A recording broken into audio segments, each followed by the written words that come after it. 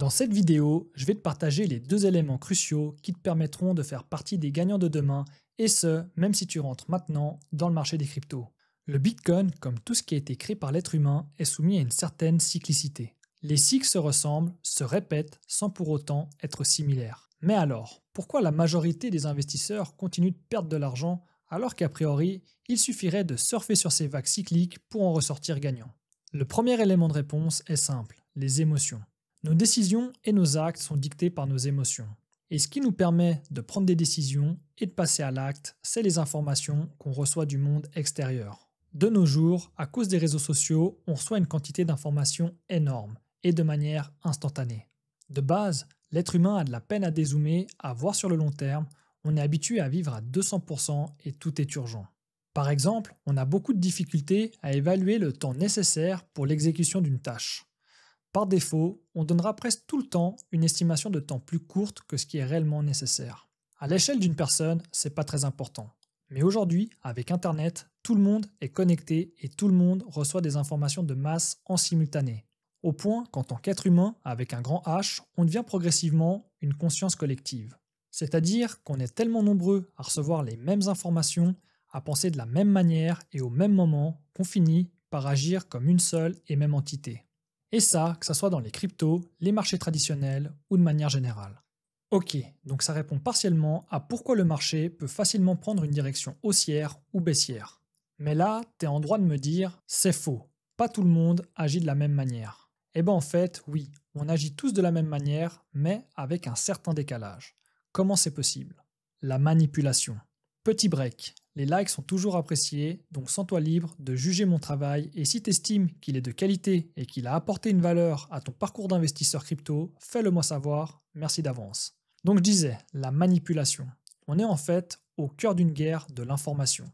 Cette information est manipulée de manière pyramidale où tout le monde essaie de tirer son épingle du jeu en manipulant les sphères inférieures. Un peu comme une chaîne alimentaire dans la mer où les superprédateurs comme les requins s'en prennent aux prédateurs comme les thons, qui s'en prennent aux petits prédateurs comme les petits poissons, qui s'en prennent aux zooplanctons comme les crevettes et qui s'en prennent aux phytoplanctons comme les organismes unicellulaires. Enfin bref, t'as compris le principe. L'information est manipulée de telle manière que le rang inférieur va constamment essayer, lui aussi, de tirer parti de cette information pour la distribuer à son tour plus bas. Il n'y a donc pas de manipulateur suprême, mais plein de manipulateurs jouant chacun dans leur ligue. Pour que cette manipulation fonctionne, on en revient toujours à la même chose, aux émotions. Dans notre marché, c'est principalement la peur et l'euphorie qui vont influencer brutalement nos décisions et qui vont nous faire agir en conséquence. Mais alors, comment expliquer cette cyclicité? Faut savoir qu'on vit dans un monde cadencé par des cycles.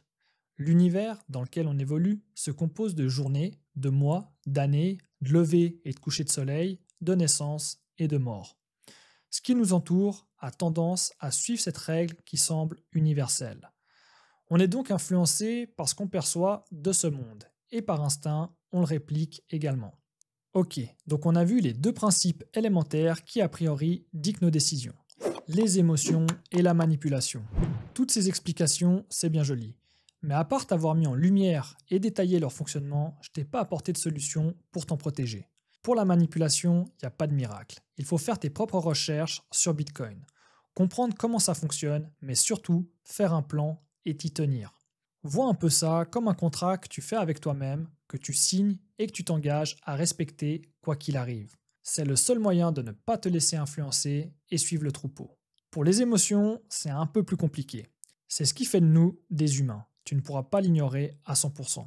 Par contre, en ayant un plan clair et précis, en apprenant à te faire confiance, tu renforceras tes convictions et seras plus résilient pour ne pas te laisser impacter facilement.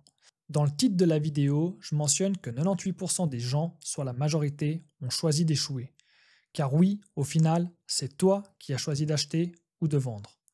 À la fin, c'est toi et toi seul qui auras toujours le dernier mot. Et peu importe à quel niveau de la pyramide tu te trouves, je te garantis que tu es manipulé par quelqu'un et que tu manipules sûrement quelqu'un.